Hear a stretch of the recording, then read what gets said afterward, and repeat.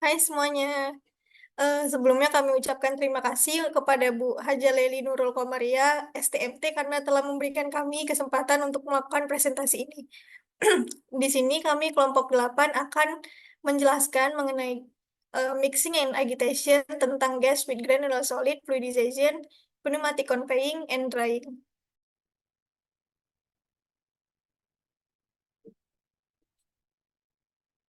Nah, anggota kelompok kami itu ada Ataya Salsabila, ada Davina Faradita, dan ada saya sendiri, Delpin Oledieli. Baik, materi yang pertama ialah fluidization, di mana fluidization merupakan metode pengontakan butiran-butiran padat dengan fluida, bisa fluida cair maupun gas. Faktor-faktor yang mempengaruhi fluidization ini yaitu laju alir, diameter kolom fluidisasi, berat jenis partikel, ukuran partikel, dan juga putaran keran. Untuk fenomena fluidisasi sendiri itu ada 7, di mana yang pertama itu ialah fenomena fixed bed. Terjadi ketika laju air fluida kurang dari laju minimum yang dibutuhkan untuk proses awal fluidisasi. Kemudian yang kedua, fenomena minimum or incipient fluidization. Terjadi ketika laju air fluida mencapai laju air minimum yang dibutuhkan untuk proses fluidisasi. Yang ketiga yaitu smooth or homogeneous fluidization. Terjadi saat kecepatan dan distribusi aliran fluida merata. Kemudian densitas dan distribusi partikel dalam unggun sama atau homogen, sehingga ekspansi pada setiap partikel padatan seragam. Yang keempat ada bubbling fluidization. Terjadi ketika gelembung-gelembung pada unggun terbentuk akibat densitas dan distribusi partikel tidak homogen. Yang kelima ada slugging fluidization. Terjadi ketika gelembung-gelembung besar yang mencapai lebar dari diameter kolom terbentuk pada partikel-partikel padat.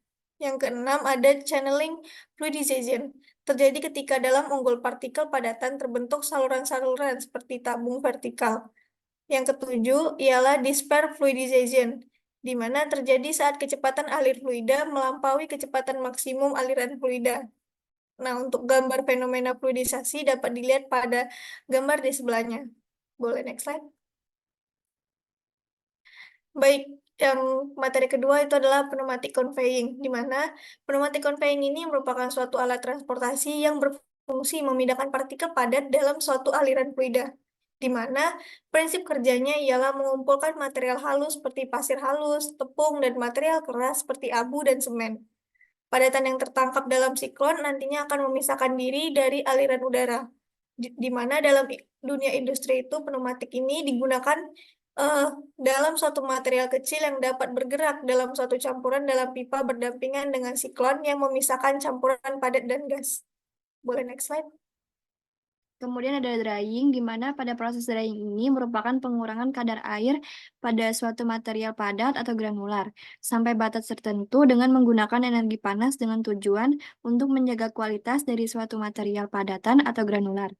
Nah, kemudian untuk faktor-faktor yang mempengaruhi dari proses drying ini, yang pertama ada sifat fisik material, yang kedua ada sifat kimia material, yang ketiga ada besar temperatur, yang keempat ada proses perpindahan panas, dan yang terakhir yaitu jumlah kadar air dalam material. Kemudian ada prinsip kerja dari proses drying, yang mana terjadinya penguapan air ke udara yang dibawa oleh udara panas. Jika kecepatan dari udara panas ditingkatkan, maka kecepatan dari pengeringan juga akan meningkat dan menyebabkan proses pengeringan menjadi lebih cepat.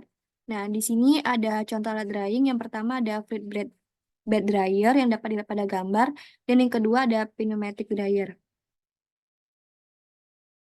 Baiklah, untuk contoh soal dari kasus yang kami jelaskan tadi dapat dilihat sebagai berikut, yaitu fluidized bed reactor was pilot with sand participle of weight 0.9 Newton and average size of participle diameter 1,800 and the density of the sand was determined or in accordance with BS 1,377 and it was found to be 2.6129 gram per centimeter cubic, choosing the height of the bed to be 25 mm for a tube of 40 mm diameter, then calculate A minimum fluidized velocity, B fluidized velocity, C terminal velocity. Nah, dari soal tersebut kita mendapatkan yang diketahui itu yaitu berat solidnya itu sebesar 0,6 Newton dan diameter partikel atau dP-nya sebesar 1800 dan densitas solidnya itu atau PS itu 2,6129 gram per cm kubik. Terus untuk height-nya itu sebesar 2,25 mm dan diameter tubnya 40 mm. Densitas dari fluidanya itu sebesar 1,25 gram per cm kubik. Nah, dari ketiga pertanyaan dari soal tersebut dapat kita selesaikan dengan menggunakan keempat persamaan di bawah ini. Yang pertama itu ada persamaan dengan the void fraction of bed-nya itu. Nah, di mana di sini kita dapat lihat epsilon sama dengan 1 dikurang massa dari partikel dikurang dengan densitas solid dikali dengan total bed volume. Nah, lalu untuk persamaan yang kedua, ini kita mencari minimum fluidized velocity atau UMF. Nah, di mana di sini didapatkan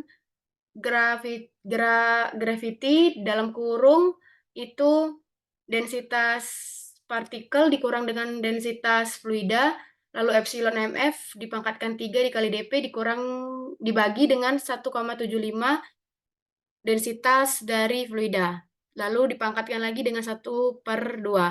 Nah, untuk persamaan yang ketiga itu kita akan mencari fluidized velocity atau UF dengan menggunakan Konzeni-Karman. Nah, di mana di sini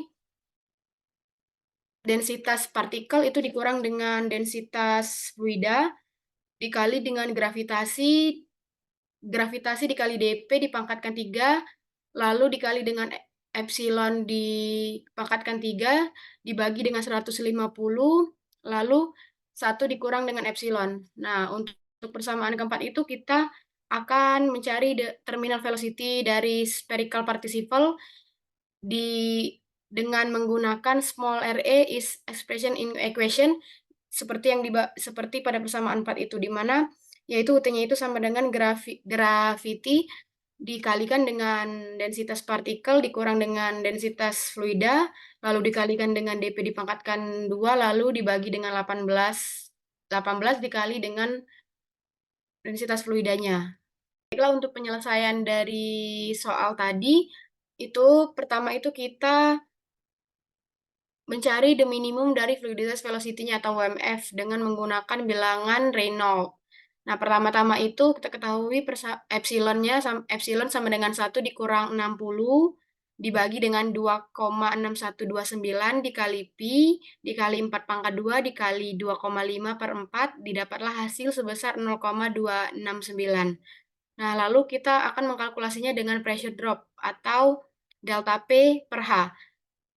Dalam kurung densitas solid dikurang dengan densitas fluida, lalu dikali dengan 1 dikurang epsilon dikali gravity. Nah, lalu nanti delta AP-nya itu kita dapat 0,025 dikali 9,81 dikalikan dengan 2612,9 dikurang 1,25, lalu dikali lagi dengan 1 dikurang 0,269, nanti didapat hasil sebesar 468,031 Newton per meter persegi. Nah, lalu dari pertanyaan tadi kan ada 3 pertanyaan. Nah, untuk yang A itu kita mengkalkulasikan minimum fluidized velocity-nya itu dengan persamaan yang kedua.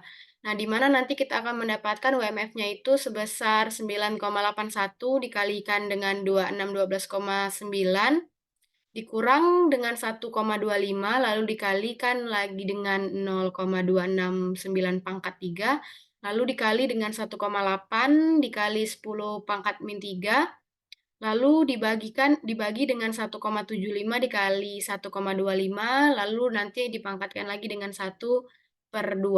Nanti didapatkan hasil sebesar 0,65 meter per second. Nah, yang B-nya itu kita mengkalkulasikan fluidized velocity-nya itu dari persamaan yang ketiga. Nah, di mana nanti UF-nya itu kita dapatkan sebesar 2612,9 dikurang dengan 1,25 dikalikan dengan 9,81 dikali dengan 1,8 dikali dengan 10 pangkat min 3 lalu dipangkatkan 2 dan dikali dengan 0,269 pangkat 3.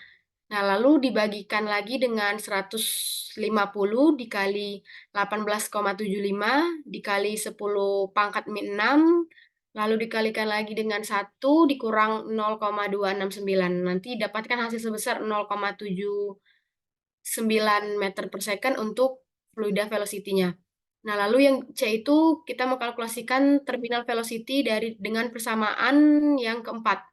Nah, di mana nanti UT-nya itu kita dapatkan 9,81 dikalikan dengan 2612,9 dikurang 1,25 dikalikan dengan 1,8 dikali 10 pangkat 2 dalam kurung 1,8 dan 10 pangkat min 3-nya itu dipangkatkan 2 lagi, lalu dibagikan dengan 18 dikali 18,75 dikali lagi dengan 10 pangkat min 6. Nah, nanti dapatkan hasil dari terminal velocity-nya itu sebesar 245,86 meter per second. Baik, mungkin segitu saja yang dapat saya sampaikan. Mungkin saya kembalikan ke moderator. Baik, mungkin segitu saja presentasi dari kelompok kami. Kami mohon maaf jika ada salah kata ataupun pemahaman yang masih kurang dimengerti. Kami ucapkan terima kasih.